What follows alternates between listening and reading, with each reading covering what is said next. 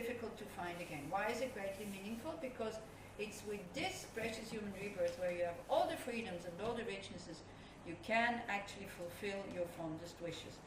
Temporarily ones, long-term ones. And not just for you, but also for all sentient beings.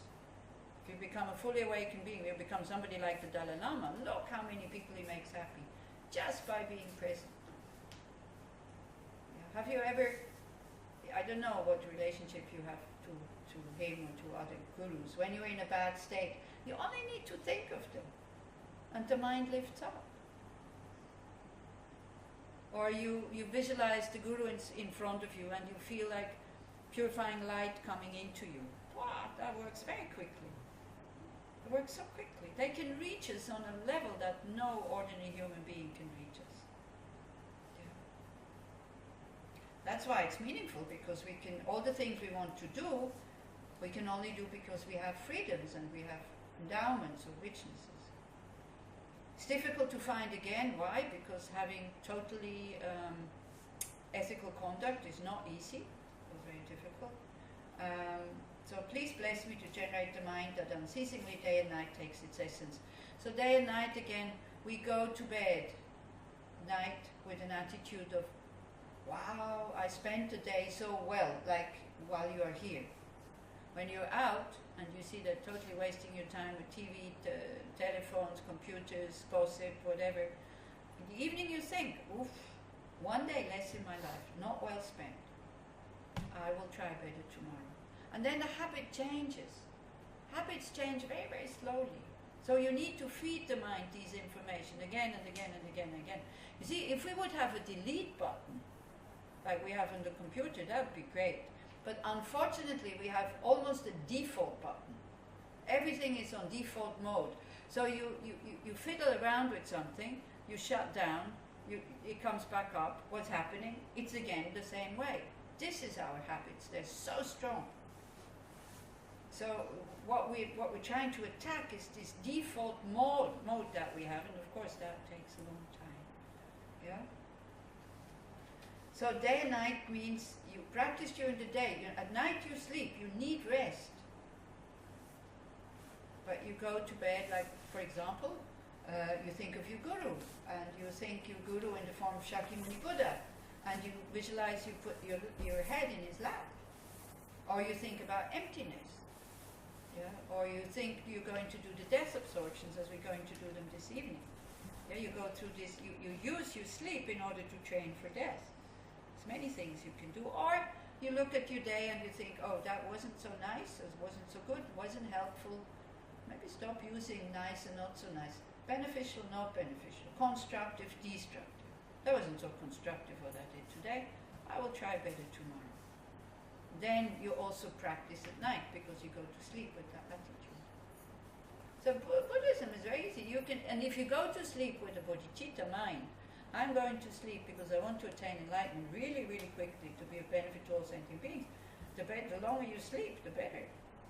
Because that motivation flavors your sleep. It's not a selfish motivation. It's a motivation that is concerned about others. Okay, next verse. This life is as impermanent as a water bubble. Remember how quickly it decays and death comes. After death, just like a shadow follows the body, the results of black and white karma follow. We think of our life as being stable, isn't it? This is why we're so surprised when we hear that somebody has died.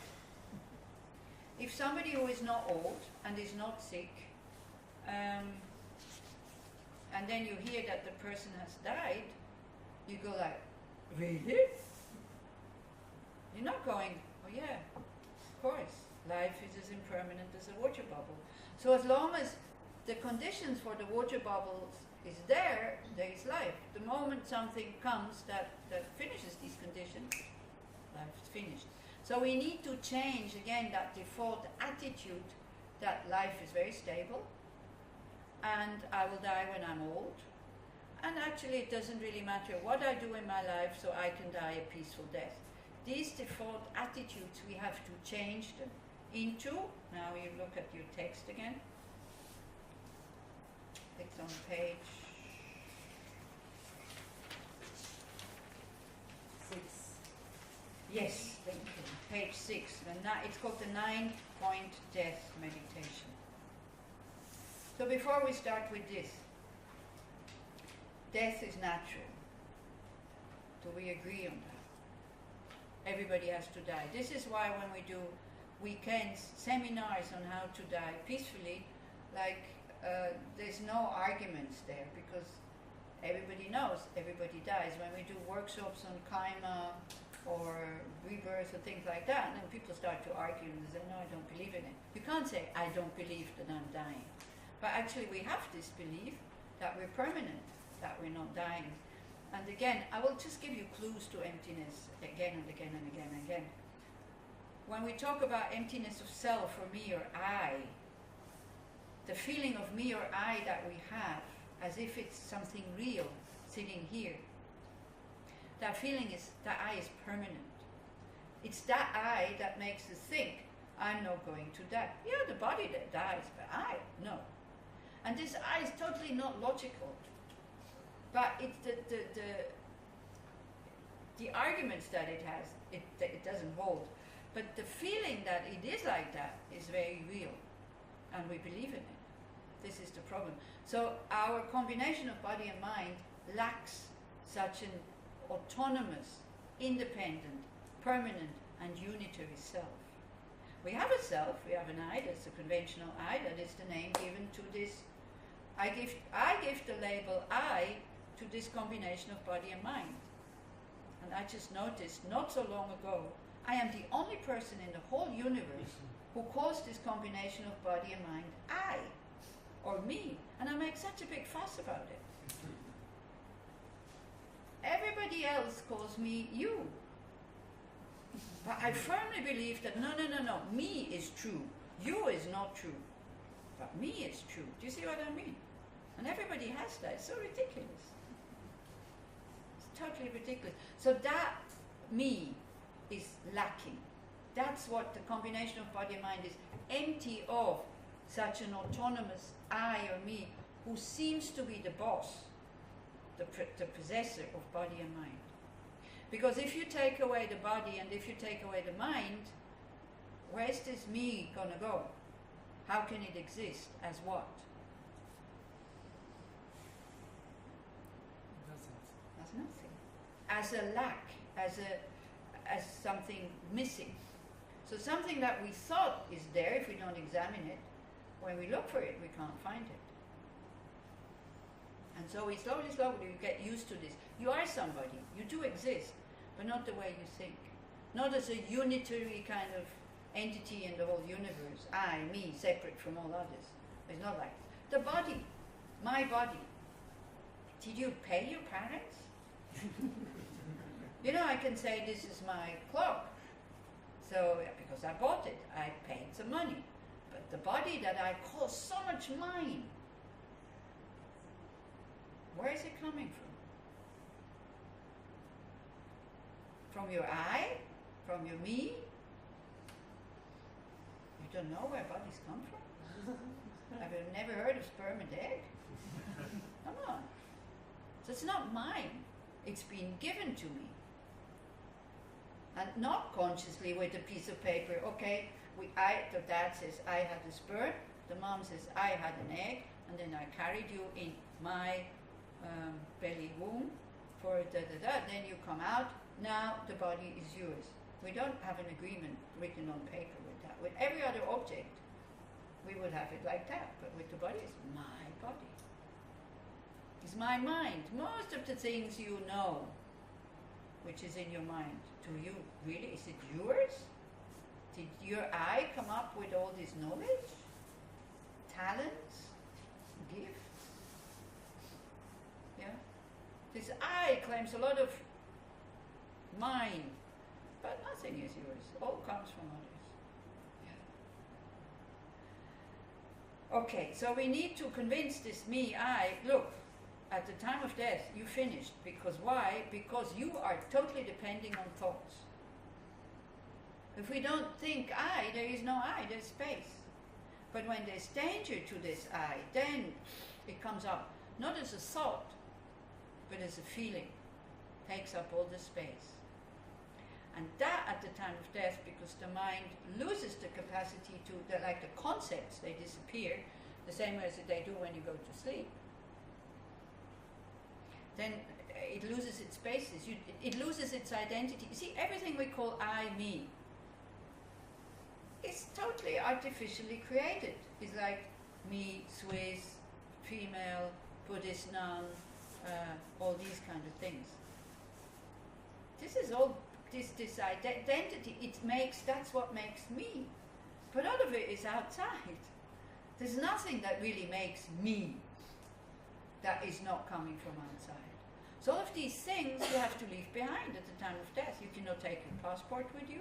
You cannot take your telephone with you. You cannot take your Visa card with you. You cannot take your friends with you. You can take nobody with you. Your mind is going totally alone. And because you also lose your identity, then that's very confusing. So we'll train that tonight, how to die properly. Nobody has ever died, so it's okay. So you'd be the first one. And what an amazing occasion to die in the clear light, to be conscious of the clear light and not to come back. Wow, I would feel terrible about it, but I wouldn't have the wisdom to think, wow, so lucky, they have a good chance to get out of samsara. Okay, so we need to give this I valid reasoning why we're dying, because it doesn't believe it. So first point is death is certain. So we can say that it's not strong enough. We need to give it sub-reasons. Why? Because everybody who has been born at one point has to die. There's not one person that didn't have to die. Yeah, not one. If there would be one, then we could think, okay, if there's one, maybe I can also do it. Even the Buddha died. The Buddha manifested death. So what about us? Princess Di, Diana, she died. I don't know how it was in Israel. I happened to be in Switzerland at that time when she died. It was in the summer 2000, I think. Why? People were in the streets crying. Do you remember? Was it here? Was it also like this? No? Were you here?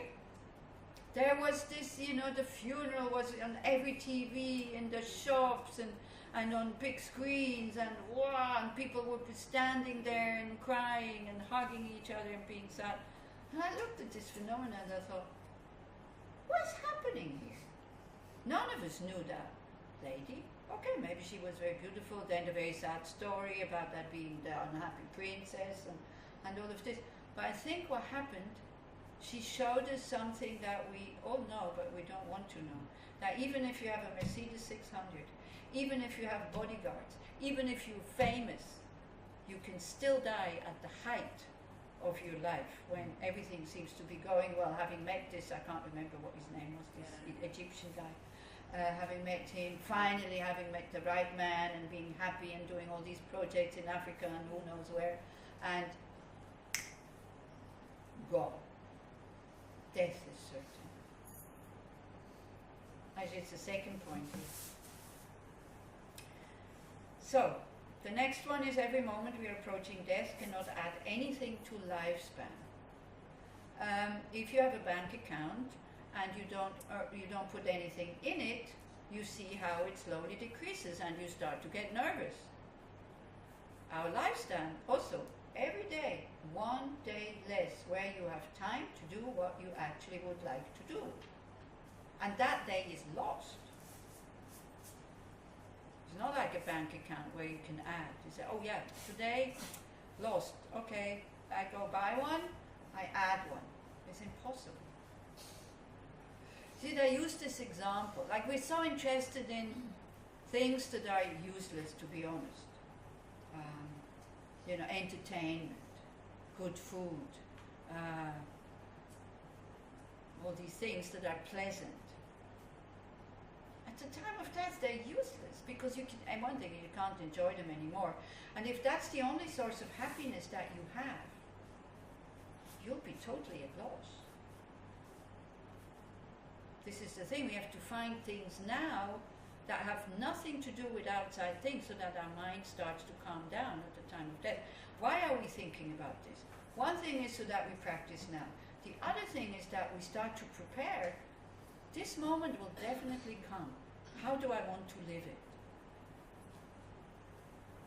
His Holiness says death is like an exam. So exams are not comfortable. But if you want to have diplomas, you need to do exams. So thinking about your exam again and again and again will give you the energy to go and study. If you say, I want to have a good time now, I'm going to the beach or I'm going to the party, I don't want to study. Yeah, right at that time you will have a very good time at the party or at the beach, when you forgot about your exam. But when you go to the exam, you totally freak out because you haven't prepared. Now if you prepare for your exam and you're not going to the party and to all these entertainments, you still don't know if you will succeed, but at least you prepared and you go much calmer than if you haven't prepared. So that's why. If we can go out of life saying, I did my best, I didn't do big things, okay? But at least I didn't harm anybody. I didn't kill anybody. How many times do you take comfort in that thought? Because everybody who drives a car or an electric bicycle or even a normal bicycle, you could kill somebody. Can you imagine your life? You're on the telephone in your car and there's a kid running into your car? It happens. I know people to whom it happened. Or drunk. Or something like that. Or even just absolutely not their fault. Going backwards with the car and there's a kid behind. Now you have all these beep beep beeps. Actually it's really good. Because so many accidents have happened because of going backward and then not seeing that somebody is there. Especially small children. So that's a thought you can take comfort in. When you go, oh, I'm no good, this terrible and all this. But you didn't kill anybody yet. Isn't that wonderful? You didn't ruin anybody's existence, for example. You didn't ruin anybody's relationship, hopefully. So again, if you think, now it seems, yeah, they're not sleeping with each other anymore and the relationship is finished anyway and who cares, and I'm having an affair with this guy because his wife will never notice it. She'll notice, don't worry. When he comes home all happy all of a sudden. And it's not a very nice feeling to still be in the same bed and not knowing why he is so happy and so cheery. And at the time of death, this might come back, this thought. Wow, if it's you who goes astray, yeah? Wow, I destroyed. Especially if you hear that this person totally falls into depression, it's very difficult. It is causing depression, these kind of behavior. It's very, very difficult.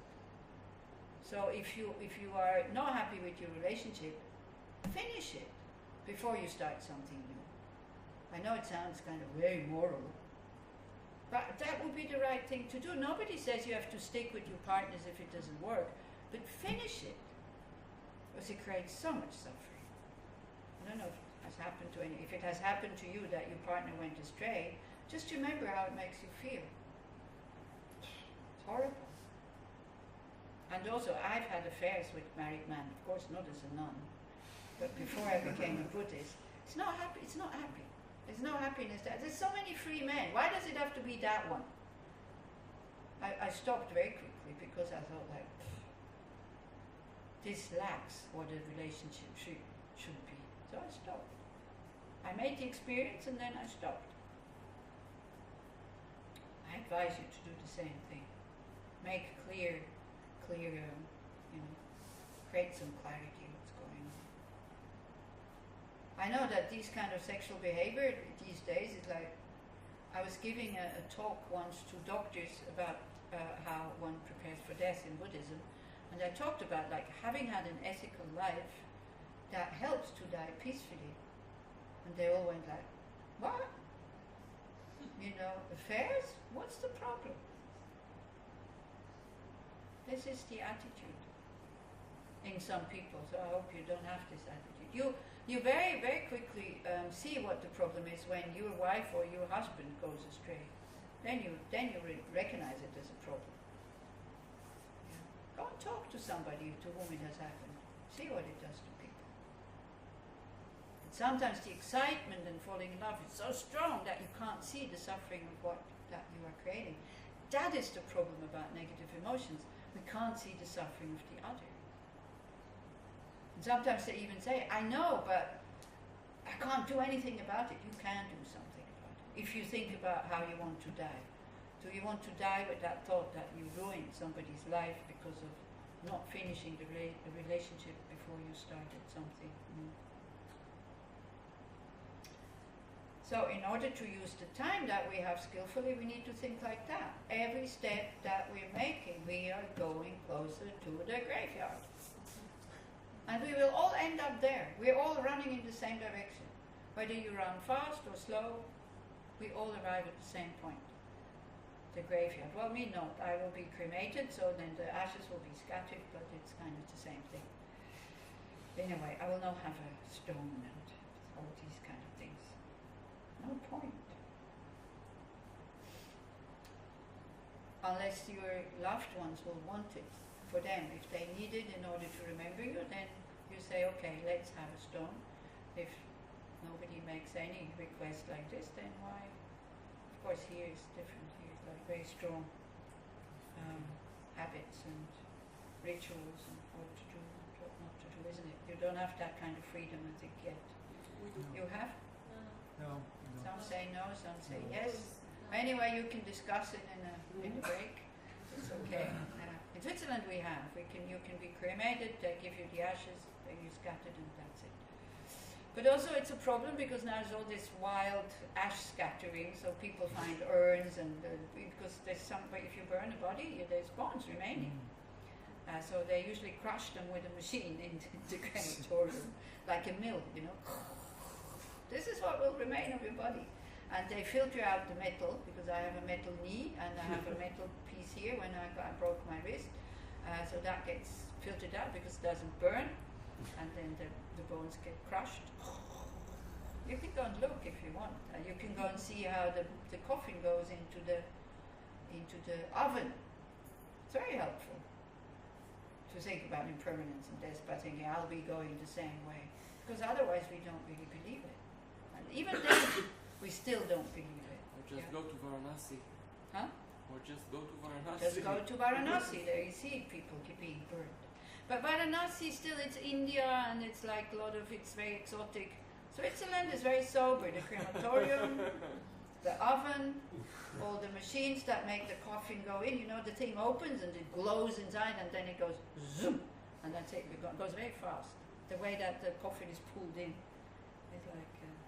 Sometimes I'm being asked to come for ceremonies when the people are Buddhists. This is why I know it. So and you can ask permission to go and be there as the coffin goes in, to the last moment. So it's very inspiring. It's very inspiring to see, because it brings us closer to the reality of our life. And every time I come out of there, I appreciate life very much, and I'm very careful about what I'm doing for a short while. So the third one is we are constantly involved in causes that will not help at the time of death. Like we all have a normal life where we need to earn money and you need to sustain your family and all this, so that is taking away time from your meditation cushion. So you need to do that. You need time to sleep, you need time to rest also. And it's also good to go to entertainment from time to time just to relax. Otherwise, if it's just work and spiritual practice and nothing in between, if you don't have the enthusiasm that some people have, you will stop. It will be too heavy. Yeah. So resting time is very, very necessary also in your spiritual practice. You see, when they go, no pleasures at all. Like if you see the pleasure as a spiritual practice, which you can, it can be a total excuse, that's true, and you do nothing else but having pleasurable moments, but it can be a real remedy for you being tired and stressed. that coming here and listening to me, that would make you even more restless. It's much better to go on a holiday to the beach, to rest, and then to start practicing again. So that's fine. So that's usually the teacher who tells you if you should go on a holiday or if you should go into retreat or study or something like that. Because we don't know. Our ego mind very quickly chooses the beach. Says, I can't do this. Or getting up in the morning, it's another thing. Get up, stop kind of procrastinating. Stop pushing it out in that 5 more minutes, 5 more minutes, 5 more minutes. It's not helping, then you're late. And it's not satisfying. It's not satisfying yet. You know that there's meditation at 6:30 in the morning and you decide not to come. One thing is you're an influence on others, and the other thing is it's not worthwhile. It's not satisfying. It really isn't, unless you have very, very good reasons. But usually the reasons are laziness. Or I can't meditate. Yeah, that's what you're here for, to learn it. Nobody's asking you to know how to meditate. So you decided to make the effort to come up here to Yechiang, to live under not so comfortable conditions, and then you stay in bed. You could have stayed at home. You know? So also, when one does these things in a group, one stops to be so choosy. I do this, but not that. So that also one develops the discipline to whatever happens, I'll do it. And then the mind becomes very relaxed. You don't need to think, should I go, should I not go? You just go and finish. So we need to do a lot of time in our life. We need to do things that are not helpful for the time of death. So then we make a decision. Maybe from time to time I do a few things that will help me to have a peaceful death. And what that will be, this you have to decide yourself. What will be the thoughts that when I think them, the mind immediately and totally relaxes? Because the moment will come. So those are the first 3 points of these 9 points. Then the next point is that the time of death is uncertain. So the first point we kind of understand, but we think it's far away in the future somewhere. When I'm old, I'll die. You see, today at midnight on this planet, many people will be dead that are alive now. And they are just like us, having made plans for tomorrow and for the day after tomorrow, having no idea that they will have no future. Yeah, it could be us, but no, it's only them. It's not us. Yeah. Why? So again, we need to give the mind reasons why the time of death is uncertain, because we don't have a fixed lifespan. With your card for the gym, that you have some kind of deal for 1 year. So you see the date where it expires. It has a fixed lifespan. So when you see it's about to run out, what do? You say, oh, I didn't use it, I'm not going to use it now either. I'm not going to start now when it's only 2 weeks left. Would you do like this?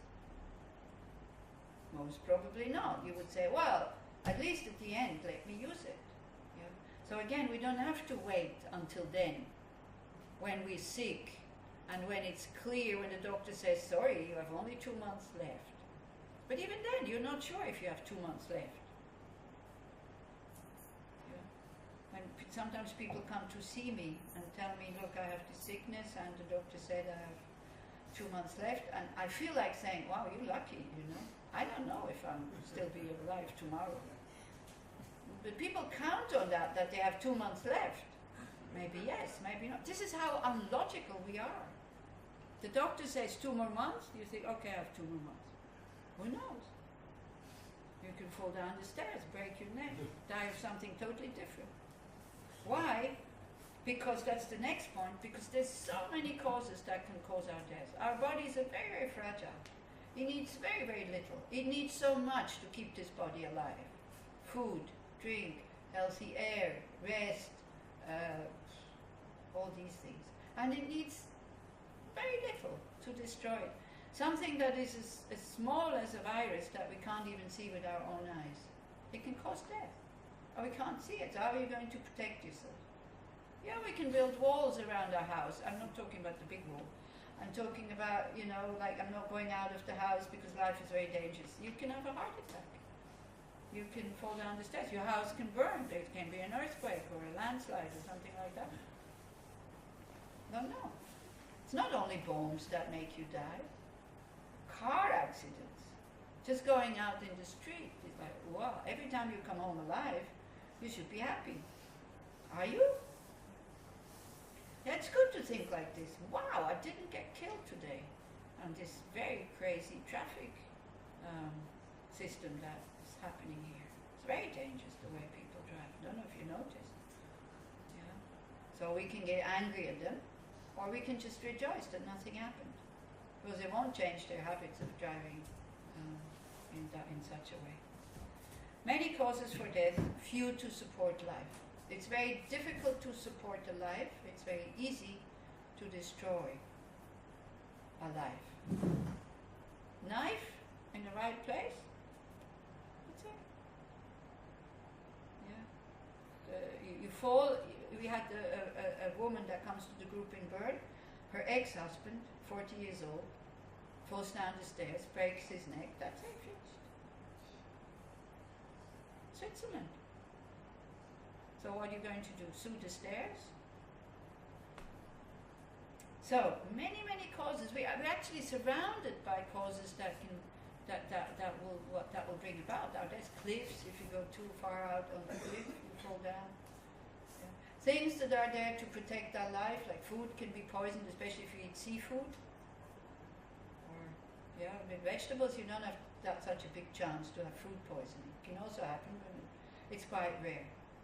But with meat and seafood, it's like, wow. Yeah. Allergies, nuts, people swell up. Anybody has it? Lucky you. I know people who have it.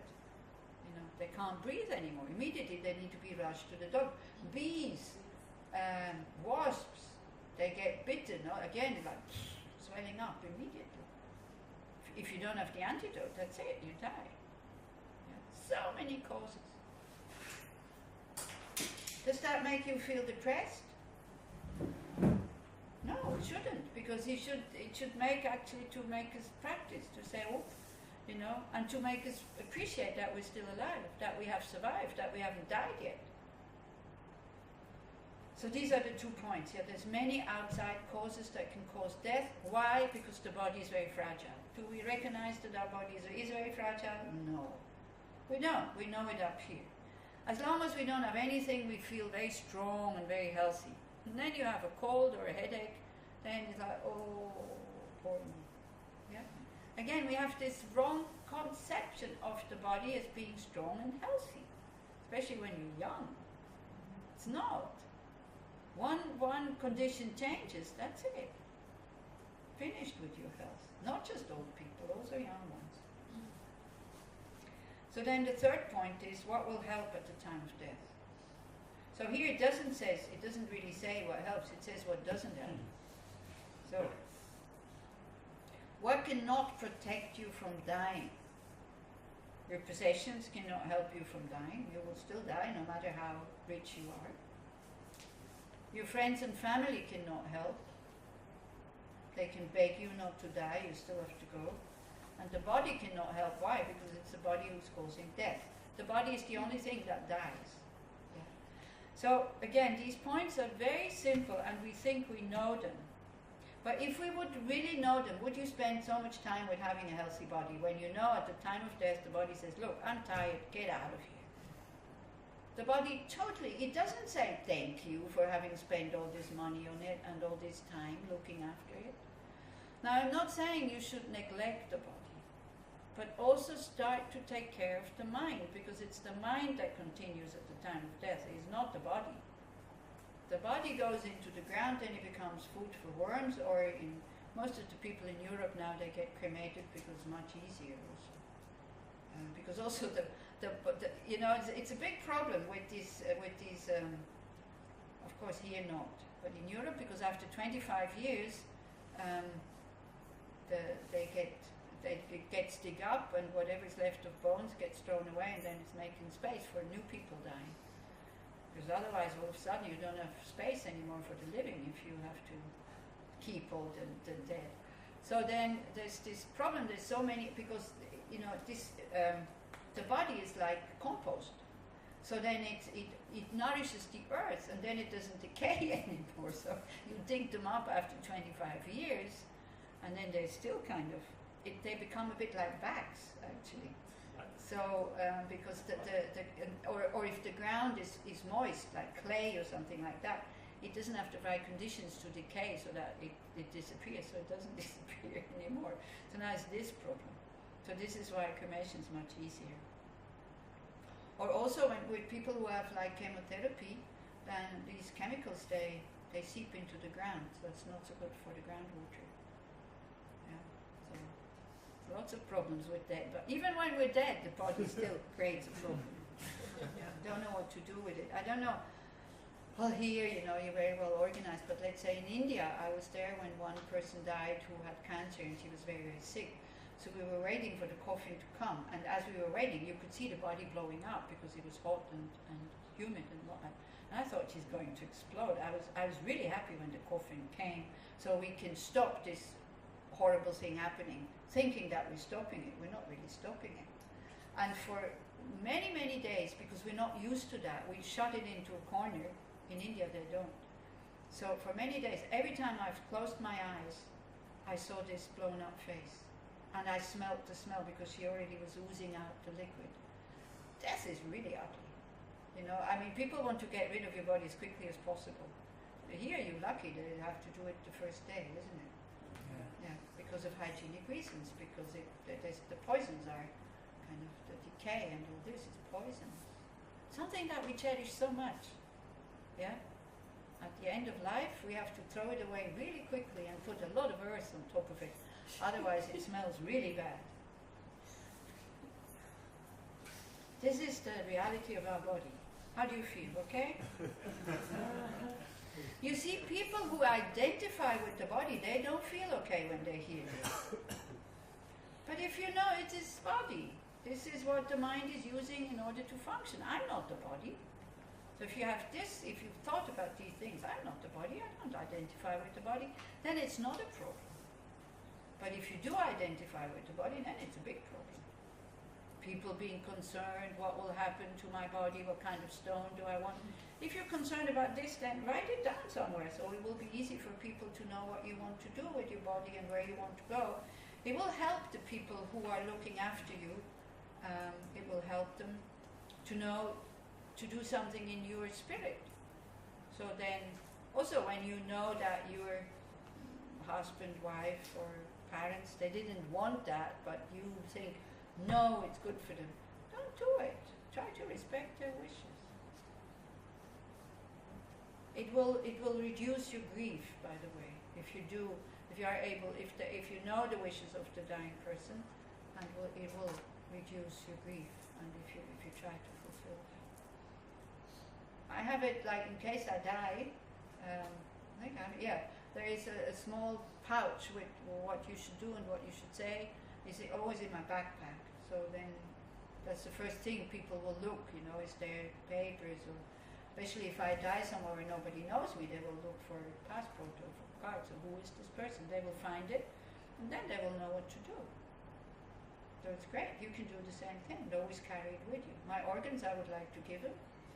So can be whatever is still usable, then let them use it. And the rest should be burned, and some ashes may be sent to India so they can make tzatzas, and then the mantra put here and all this. So very clear instructions. It's not perverse, I think, and it's not morose or sad or whatever. It's a normal thing to do.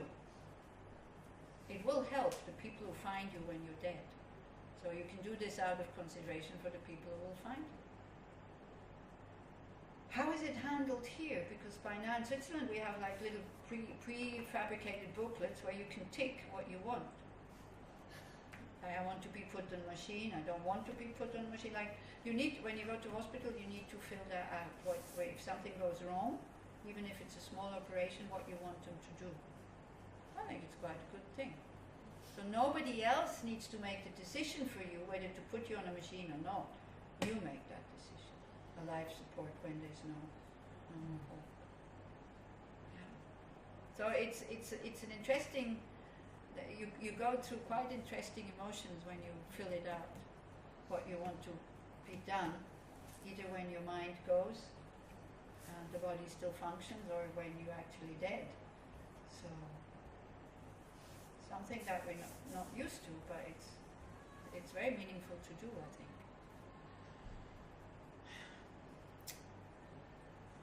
Okay, so possessions cannot help if you're very attached to them, and if you have spent a lot of time kind of acquiring them. You have big collections of art and all this, and you're protecting it, and you don't know what will happen to it at the time of death. If it will people really recognize how much this painting is worth? If you have very valuable paintings, and put the price behind so that people know this we can throw away, it's not worth anything, or this we can sell. Yeah? Be considerate about your possessions. Then your possessions will be of benefit if they're valuable, and give the people the permission to sell it so they can use the money. It's so difficult. Have you ever emptied the house of somebody that you love? You always are in this emotional, oh, she liked that very much, but I really don't want it. Can I throw it away? Put in your will. Whatever you cannot sell, whatever you don't want to keep, throw it away, no problem. Yeah? Do you think it would have made it easier if you would have had a paper like this? Yeah. Because there's the grief of having lost a person. Then there's the fear of hurting the person's feelings because you throw away their valid, their cups or their things that you really don't like. Give it to a charity. This is the best. And dedicate the merit from giving it to the charity to the person who has died. So they, because it's their possessions, they get the benefit, not you. They get the benefit from being generous. You're just doing it on their behalf. The same way as we offer the food on behalf of all the beings, we can do that when somebody dies. We sell all their stuff. We give it to charity. And they get the merit. If you don't need anything. Of course, if you're poor and your parents were rich and you couldn't wait until they died, then of course keep the money, is fine. But try to give it also for bigger purposes than just for your own, because it will be good for the deceased person. Friends and family also can be a big hindrance at the time of death, especially if you're either very attached to them and you always counted on them that they will be there for you when you need them. You will have to leave them behind. That's very painful. Or if you have a lot of tensions, and if you harmed them, if you hurt them, and it has not been put right yet. This also when you are with somebody who is dying and you feel the person is very restless, if you are a neutral person, not necessarily somebody from the family because they feel ashamed, so you can ask them, is there anything you would like to let me know, to tell me that you didn't tell anybody? And very often it comes very quickly because it's bothering them. The negative actions usually bother people at the time of death, not the positive ones. And if you know the person personally and you can remind them of how beneficial their life was, that usually calms them down. If you go there and they're totally peaceful, but you think they have harmed you, and you go and you say, oh, by the way, before you die, I forgive you. If they don't ask for forgiveness and if they're not restless, then leave them alone, because they will start, well, what did I do? And your forgiving is not going to help them. But this is what people do sometimes. You can't imagine what's going on around death, because we're so clumsy and so unskillful, and only think about ourselves. Or, there's no will, and putting a pen in the person's hand, please sign, because otherwise your money will go to somebody else. So this is why, if you have money, make a will now, so people can let you go in peace. They don't need to come and bother you.